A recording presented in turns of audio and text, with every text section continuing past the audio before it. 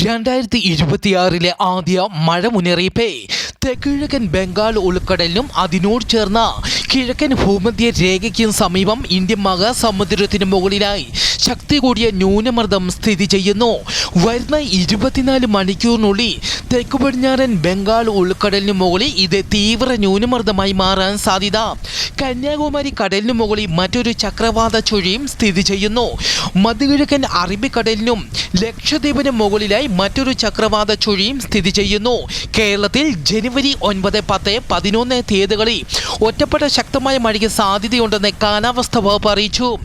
പടിഞ്ഞാറൻ ജപ്പാനിൽ ഇന്ന് ശക്തമായ ഭൂകമ്പം 6.2 തീവ്രത രേഖപ്പെടുത്തി. ഭൂകമ്പത്തിൽ ആളപായമോ നാശനഷ്ടങ്ങളോ ഇതുവരെ റിപ്പോർട്ട് ചെയ്തിട്ടില്ല.